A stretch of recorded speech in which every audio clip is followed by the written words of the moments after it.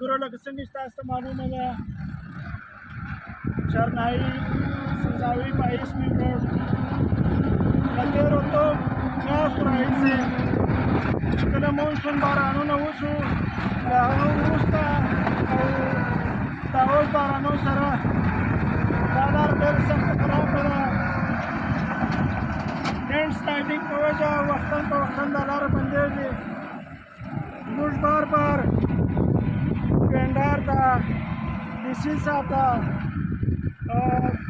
د ریاض کوم نمایندګان دي دویم پیګان دي وزیران دي یو ستا ایم ایم اے ده دوی ته سوالونه کړي دي سوشل میډیا له لارې مخامخ ورسره ناست دي بله بله مطلب څه کړي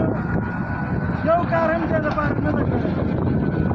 هر وخت ګاډیانو والا سبزۍ منډۍ والا ذمهدارانو د خپله ژبه چنده کړې ده پیسې یو ځای کړي دي او دا لاره خلاصه کړې ده. نن یو وار بیا به راهي موږ پټو اخیستی ده په ذمهدارانو باندې په سبزۍ منډۍ کې ګرځېدلي وو له خلکو محصل 500 روپۍ ټولې کړي دي دا لګیا یو کار کوو دا لاره خلاصوو. زموږ کویلې رایلټي په مد کې سالانه اربه روپۍ ګورنمنټ آف پاکستان ته ورکوو. زموږ لاریانو په ټوکنانو باندې